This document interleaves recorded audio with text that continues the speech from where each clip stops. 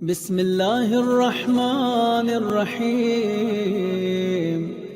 اس وقت ہم جس معاشرے میں ہیں ان میں سے بہت سارے لوگ ایسے ہیں کہ جو دنیاوی آسائشوں میں بھی دنیا کے کم سے کم شاید 95%، شاید 99% سے زیادہ بہتر زندگی گزار رہے ہیں۔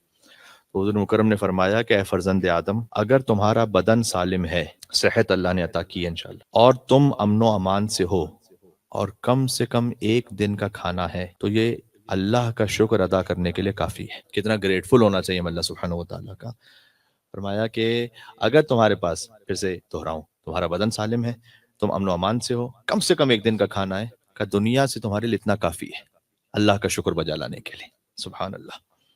اللہ تعالیٰ آپ کو بہت زیادہ حلال سے دنیا عطا فرمائے، لیکن دنیا کی محبت کو ہمارے دل سے نکال دے انشاءاللہ سے۔ تو جب اللہ تعالیٰ نعمت عطا کرے تو اس کے شکرانے کے طور پر ایک ہے شکر لفظی، ایک ہے شکر عملی۔ شکر عملی کیا ہونا چاہیے؟ جناب امیر نے فرمایا کہ جنت کے 4 خزانے ہیں، ان میں سے سب سے پہلا ہے نیکی کرنا، دوسرا ہے نیکی کو چھپا کے کرنا۔ اگر اللہ تعالیٰ نے آپ کو کوئی نعمت عطا کی، آپ اس کے شکرانے کے طور پر اللہ کی مخلوق میں کوئی آسانی اور نعمت تقسیم کرتے ہیں، تو پہلی بات ہے جنت کے خزانوں میں سے کہ نیکی کیجئے، دوسرا ہے نیکی کو چھپا کے کر، تیسرا فرمایا مصیبتوں پر صبر کر لینا، اور چوتھا ہے کہ مصیبتوں کو بھی چھپا کے رکھنا، شکایتیں نہ کرنا۔ حالوں کی عادت ہو جاتی ہے کہ ذرا سا بھی کچھ ہو جائے یا کچھ ہونے کا امکان بھی کبھی ہو 10 سال کے بعد، تو وہ دسترخوان پر ہر ایک سے یہی بات کرتے ہیں کہ لگتا ہے کہ اب گھر کی قیمتوں کو پتہ نہیں کیا ہونے والا ہے۔ تو کبھی کوئی مشکل آئے تو مشکلوں پر صبر بھی کر لینا، اور مشکل کو اس کو بھی چھپا کے رکھ صاحب کو، سوائے اس کے کہ ظاہر ہے کہ آپ اس میں بڑی ایک کامن سینس کی بات ہے کہ اگر کسی مومن سے کسی کے لیے کوئی خاص مشورہ یا مدد مل سکتی ہے وہ بات الگ ہوتی ہے، ہر ایک سے کہتے پھرنا یہ اللہ تعالیٰ کو پسند نہیں۔ یہ جناب امیر نے فرمایا مولا کے نام پر ایک مل کے صلوات بھیجے محمد علی محمد علیہ وسلم، اللہم صلی علی محمد وعلی محمد۔ ابھی آپ نے مولا علی علیہ السلام کی حدیث سنی، تو علی ابن ابی طالب علیہ السلام کو امام ماننا اور ان کی حدیث کیوں اتنی زیادہ اہم ہے، کیوں ہم اپنی زندگی میں امیر المومنین علیہ السلام کے کلام سے استفادہ کریں؟ تو بی بی فرماتی ہیں کہ میں خدا کو گواہ بنا کر کہتی ہوں، یہ صدیقہ بی بی کہہ رہی ہیں جنہیں قسم کھانے کی ضرورت نہیں، لیکن کہا میں خدا کو گواہ اور بنا کے کہتی ہوں، قسم کھا کے کہتی ہوں کہ میں نے اپنے بابا سے سنا کہ وہ بہترین ہستی جسے میں تمہارے درمیان چھوڑ کے جا رہا ہوں وہ علی ابن ابی طالب علیہ السلام ہے۔ مل کے صلوات بھیجے نام مولا کائنات و بی بی فاطمہ الزہرا سلام اللہ علیہا، اللہم صلی علی محمد۔ سبحان۔ تو بی فاطمہ الزہرا سلام اللہ علیہا کی گواہی کہ علی سے بہتر کوئی ہے نہیں کہ جس کا اتباع کیا جا سکے بنص حدیث رسول صلی اللہ علیہ وآلہ وسلم۔ سبحان اللہ۔ ہمیں اللہ سبحانہ وتعالی مولا کی محبت مزید عطا فرمائے اور اتباع کی توفیق عطا فرمائے۔ امام حسن علیہ السلام کی حدیث، اور 3 مرتبہ لفظ حسن ہے، الگ الگ معنی میں ایک طرح سے، ان احسن الحسن خلق الحسن، یقیناً سب سے احسن حسن خلق حسن ہے۔ فرمایا خود امام حسن مجتبی علیہ السلام نے، مل کے صلوات بھیجتے محمد و آل محمد علیہ السلام، یعنی سب سے اعلیٰ ترین نیکی اخلاق حسن ہے، اور فرما رہے حسن مجتبی علیہ السلام، سبحان اللہ، جو خود مظہر خلق عظیم ہے۔ جب ہی فقرہ مولا کا فرمایا ایک دعا میں ہے امام حسین کی کہ اے اللہ، ہر وہ شخص جو تیرے علاوہ کسی اور سے دل لگائے بیٹھا ہے وہ نقصان کا سودا کیے، اور کیجئے گا، یعنی جس نے اپنے دل کو تیرے علاوہ کہیں اور سے جوڑا ہوا ہے تو وہ اپنے نفس کا نقصان کرے، اس لیے کہ خود امام نے فرمایا کہ تمہارے نفس کی کم سے کم قیمت جنت، فلا تبیعوها بغیر، اگر جنت سے کم بیچا تو نقصان میں بیچو۔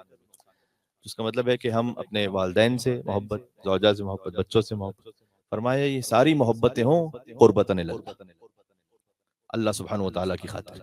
تو جس نے اللہ کی خاطر کسی سے محبت کی تو اس نے اپنا دل اللہ ہی سے لگایا۔ آپ مولا علی علیہ السلام سے بھی محبت کرتے ہیں قربتاً الی اللہ، رسول اللہ سے محبت ہے اور ان کا اتباع ہے قربتاً الی اللہ۔ تو فرمایا کہ جس نے اللہ کے علاوہ اپنے دل کو کہیں اور سے جوڑ کے رکھا، یعنی غیر اللہ سے، جس کا اللہ سے تعلق نہ ہو، تو وہ نقصان کا سودا کیے۔ پھر امام نے فرمایا کہ اندھی ہیں وہ آنکھیں جو تجھے اپنا دیکھنے والا نہیں شمار کرتی، یعنی اگر کسی کو یہ یقین نہ ہو یا اس کو یہ ڈاؤٹ ہو یا اس کو ہوش ہی نہ ہو کہ اللہ مجھے دیکھ رہا ہے تو اس کی اپنی آنکھ اندھی ہے۔ ابا عبداللہ حسین فرماتے ہیں دعائے عرفہ میں، سبحان اللہ۔ پھر ایک بہترین نورانی کلام امام زین العابدین علیہ السلام کا میں سمجھتا ہوں لائف چینجنگ ہو سکتا ہے کسی کے لیے اگر کوئی اس بات کو سمجھے۔ فرمایا 3 عمل اگر کسی انسان میں، ہر انسان نجات پا جائے گا، جس میں یہ 3 کام ہیں۔ پہلا یہ کہ اپنی زبان کو بدگوئی سے روک کے رکھے، سب سے پہلا بنیادی کام، مشکل ترین کام شاید، لیکن چاہے خاندان میں ہو چاہے کسی اور کے ساتھ ہو، کہ بدگوئی سے اپنی زبان کو روک کے رکھے، پہلا۔ یہ انسان ہر انسان نجات پائے گا جس میں یہ 3 باتیں.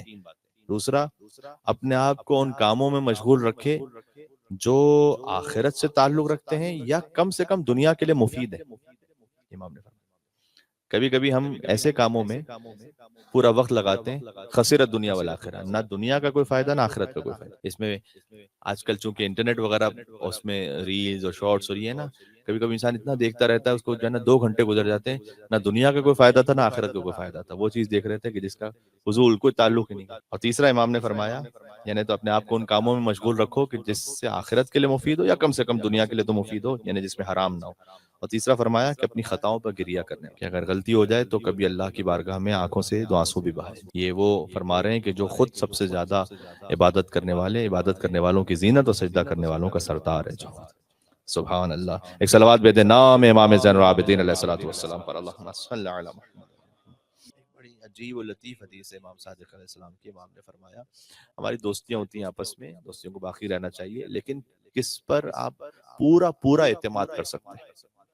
فرمایا کسی کی رفاقت پر اس وقت تک پورا اعتماد نہ کرو جب تک کم سے کم 3 مرتبہ اسے غصے میں نہ آزما لے.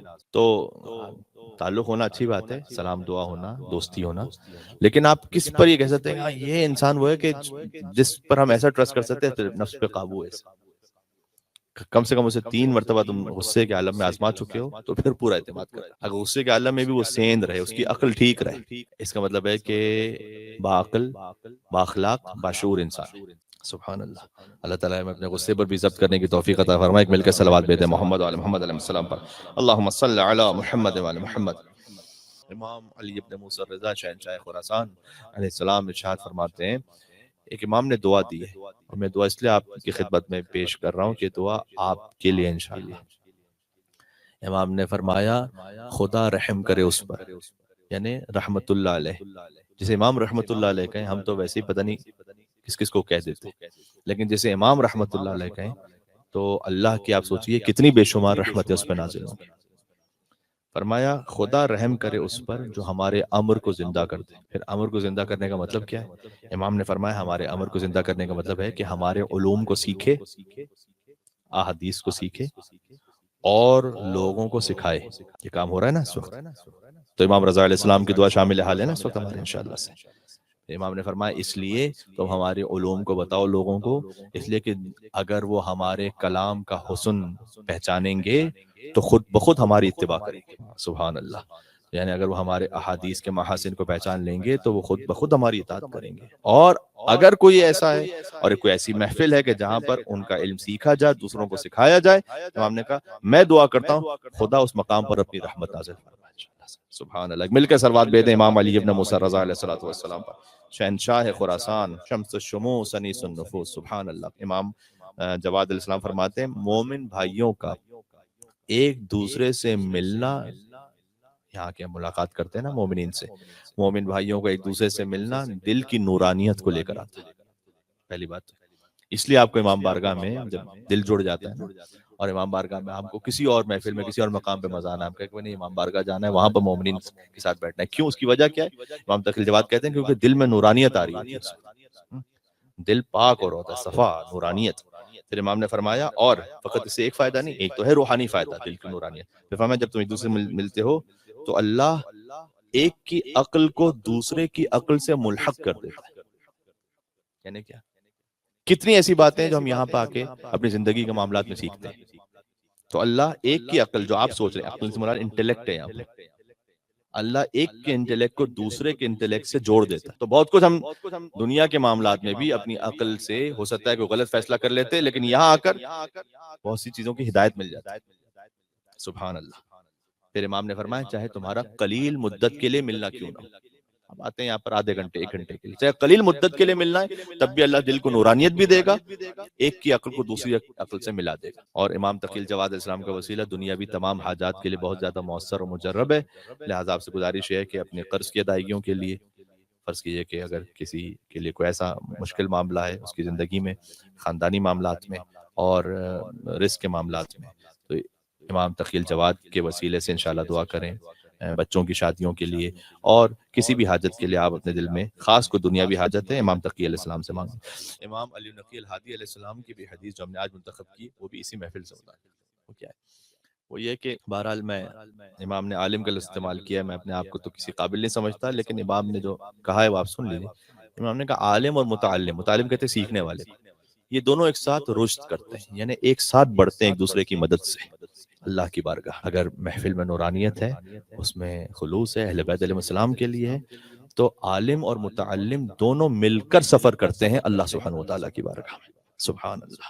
امام زمان علیہ السلام کا کلام نورانی ہے، اور الحمدللہ یہ بھی مولا کا کلام اسی محفل سے مناسبت رکھتا ہے۔ امام نے فرمایا اللہ کے نزدیک نماز سے زیادہ کوئی اور شے نہیں کہ جو شیطان کی ناک کو رگڑ دے۔ یہ استعارہ ہوتا ہے ہیومیلیٹ کر دینے سے، جو شیطان کو ہیومیلیٹ کر، ان شیطان لکم عدو مبین، وہ جو کھلا ہوا دشمن ہے ہمارا، جو چاہتا ہے کہ ہمیں جنت کے بجائے جہنم کی طرف لے جائے، اس کی ناک کو کوئی رگڑنا چاہتا ہے نماز پڑھے۔ ایک عجیب کلام ہے امام کا، ایک اور بات یاد آئی۔ امام نے فرمایا کہ اگر تم یہ چاہتے ہو کہ تم خدا سے بات کرو تو دعا کرو، یہ چاہتے ہو کہ خدا تم سے بات کرے تو قرآن پڑھو، چونکہ قرآن میں خدا ہم سے بات کر رہے ہیں، دعا میں ہم خدا سے بات کر رہے ہیں۔ لیکن ایک اور منزل بھی ہے، اگر تم چاہتے ہو کہ خدا سے بات کرو تو دعا کرو، اگر چاہتے ہو خدا تم سے بات کرے تو نماز پڑھو، اگر چاہتے ہو دونوں آپس میں بات کریں تو نماز پڑھو۔ اس لیے کہ نماز میں قرآن بھی ہے، نماز میں دعا بھی ہے۔ نماز میں قرآن کی تلاوت بھی ہے، سورہ الحمد کم سے کم واجب ہے، اور دوسرا ایک سورہ واجب ہے دونوں رکعتوں میں۔ تو نماز میں اللہ بھی آپ سے بات کر رہا ہے، آپ بھی اللہ سے بات کر رہے ہیں۔ سبحان، مل کے صلوات بھیجیں امام زمان عجل اللہ تعالی فرجہ شریف، اللہم صلی علی محمد و علی محمد۔